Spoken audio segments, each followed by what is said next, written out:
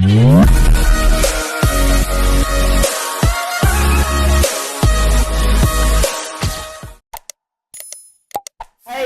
विभव ध्यान से समझा जाए, इसको हम केमिस्ट्री के कॉन्सेप्ट के अकॉर्डिंग एक्सप्लेन कर रहे हैं, जो काफी अच्छे से आपको समझ में आ जाएगा और याद हो जाएगा। ये कैसे, तो देखिए बोर्ड पर ध्यान दिया जाए।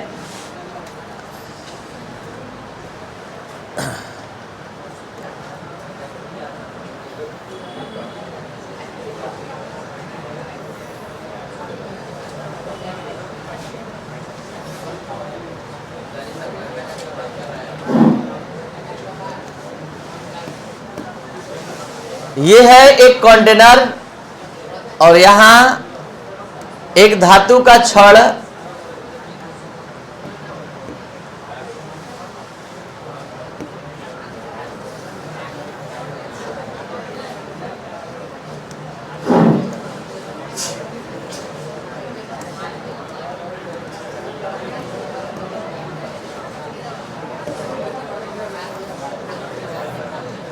बोर्ड पर ध्यान दिया जाए। जब किसी धातु के छड़ को उसी धातु के लवण के घोल में डुबा दिया जाता है तो धात्विक परमाणु इलेक्ट्रॉन त्याग करके घोल में चला जाता है और घोल का धात्विक आयन इलेक्ट्रॉन ग्रहण करके रॉड पर डिपॉजिट होना जाता है। पूरा कॉन्सेप्ट इस प्रकार से है। मान लेते हैं कि ये छड़ जिंक का है और ये जो सॉल्यूशन है ये ZnSO4 का है।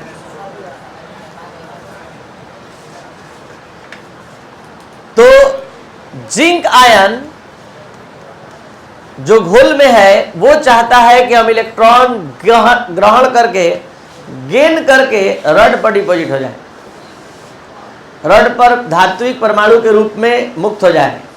और रॉड पर का उदासीन जिंक परमाणु चाहता है कि हम इलेक्ट्रॉन त्याग करके घोल में आयन में चला जाए।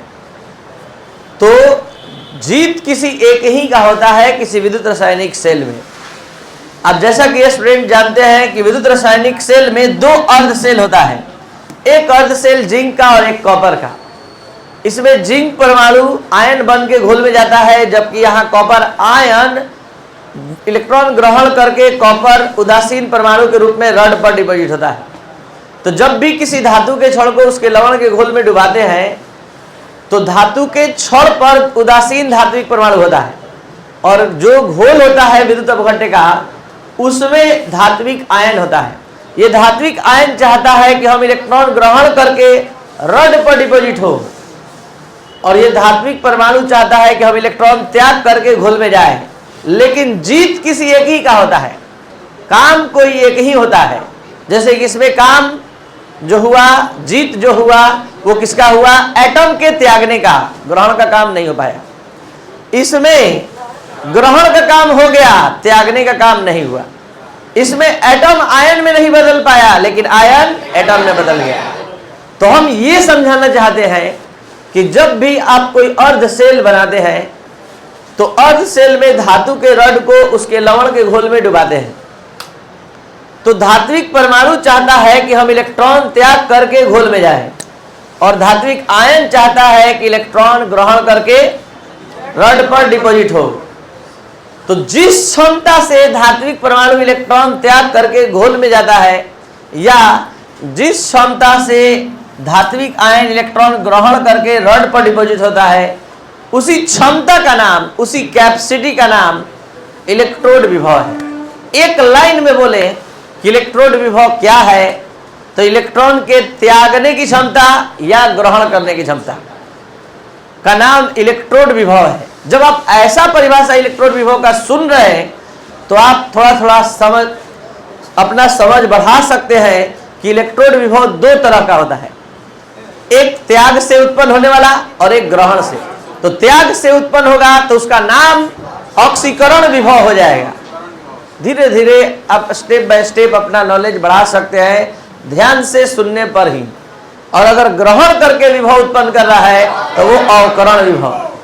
तो इस तरह से आज इस क्लास में पता चल गया स्वतः कि इलेक्ट्रोड विभव भी दो प्रकार का होता है, एक ऑक्सीकरण विभव और एक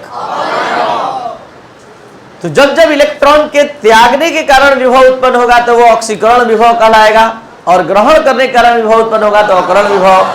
तो पूरा कॉन्सेप्ट इलेक्ट्रोड विभव का इस प्रकार से है। इलेक्ट्रोड विभव, जब किसी धातु के छड़ को उसके लवण के घोल में डुबाते हैं, धातु का छड़ M से रिप्रेजेंट कर रहा है, धातु का लवण MsO4, M4 मेटल। तो धात्विक परमाणु चाहता है इलेक्ट्रॉन त्याग करके घोल में जाए आयन बनकर, और आयन चाहता है कि हम इलेक्ट्रॉन ग्रहण करके रड पर मुक्त हो।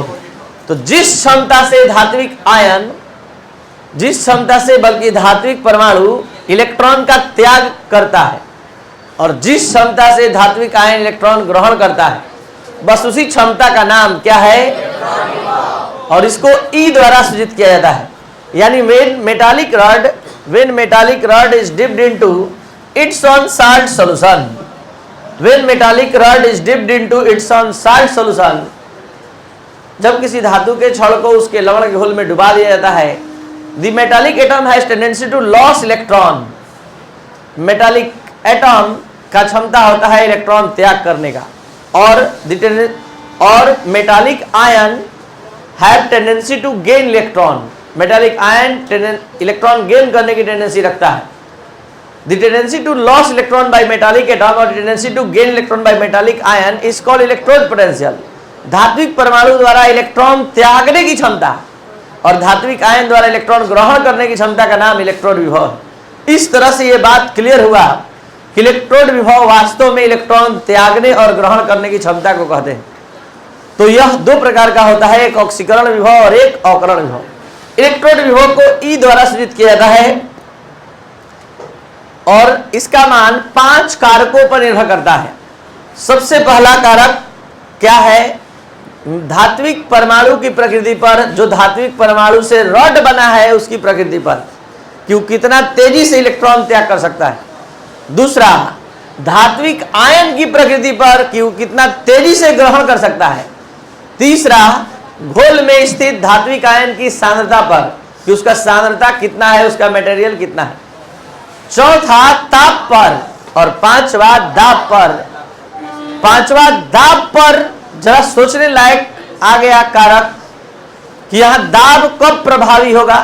तो दाब तब प्रभावी होगा जब आप धातु का नहीं गैस का इलेक्ट्रोड बनाएंगे। तो यहां से एक नया कॉन्सेप्ट आ गया, आगे के टॉपिक का लिंक मिल गया। गैस को कैसे लटका सकते हैं, गैस का कैसे इलेक्ट्रोड बनेगा?